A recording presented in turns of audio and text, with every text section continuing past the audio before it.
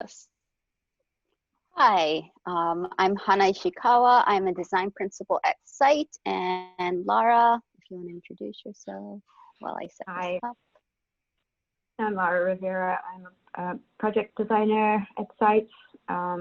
We've designed a few of these Space to Grow projects. We love them, so we enjoy our designs. Hi, can everyone see my screen? Yeah, all right, Yes. let's go. All right, so today we have two concepts for you, but just to begin, I just want to show everyone what your school is like right now. We have a really large kind of sod lawn space. It's actually in very good shape. Trees kind of all surrounding it, an existing playground that looks very, very new, and it's actually quite large and robust. And then we also have an existing garden space and then kind of all of this impermeable asphalt space around it. So really we're looking at the space around the playground and then the lawn space for today. Again, some photos, your lawn, whoever keeps, that in tip-top shape is doing a really good job. The parking lot landscape, the existing playground. These are new landscape structures, Evo's pieces, and then the existing learning garden, which we really like the paint job that was done in there. It's very fun. So two concepts. Just to kind of start off, we do two concepts, and we don't, when you get to the end and you look at them both, we're not asking you necessarily to completely ignore one or the other. We can share kind of concepts between each as long as they fit within kind of our budget.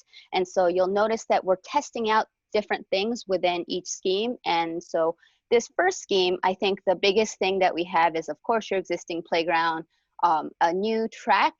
Fitness is, of course, a very important part of this Space to Grow program. And so the track and the artificial turf field is really kind of very important features for this concept. And so we will keep going. New running track, the sod sports field. This is actually artificial turf in the scheme. You'll notice in the second scheme where the lawn is larger, but that's because it's left as grass and not artificial turf. So in this concept, what we're really doing is kind of trying to support your existing playground with features all the way around it. And so kind of starting down the line, presenting a rain garden. This will come with interpretive signage. It will be somewhat accessible. And really it's to help with the stormwater component, which is of course one of the biggest things about Space to Grow projects, is that they're really trying to reduce the amount of stormwater runoff that goes into our sewer system. Number two, the sunken garden. We'll outdoor classroom, we'll have an image for that. Another really large outdoor classroom, number three. Some nature play components, since we already have a playground, including both kind of a 2 to 5 piece and a 5 to 12 piece.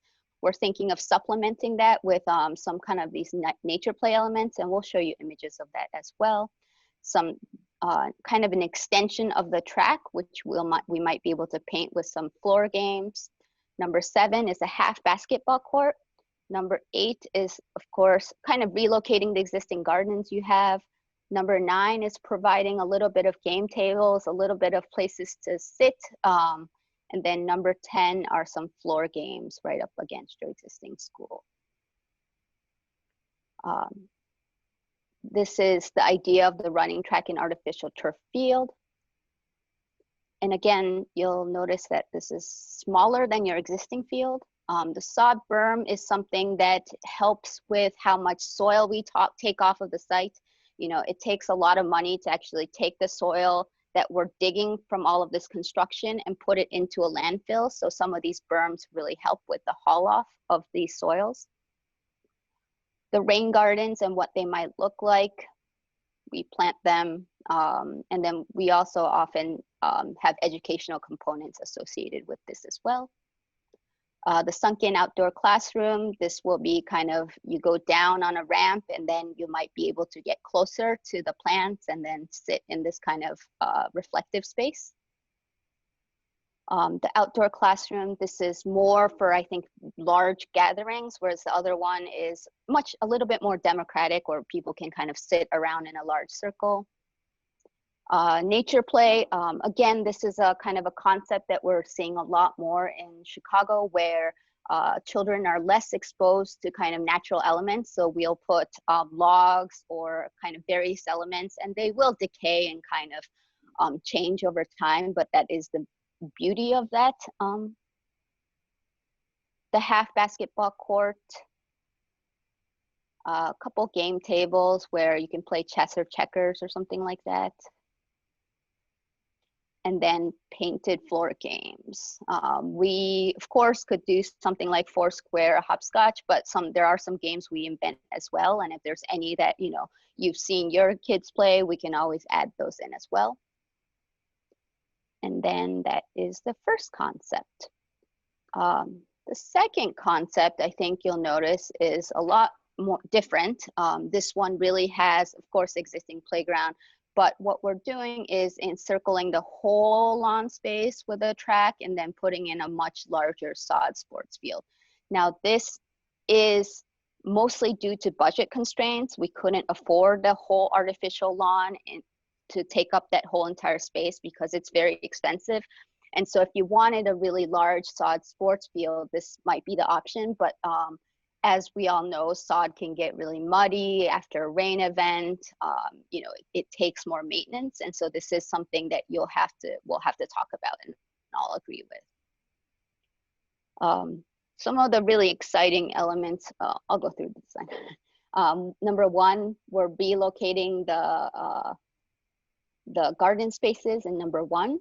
Number two is the outdoor classroom, so it's more at the corner.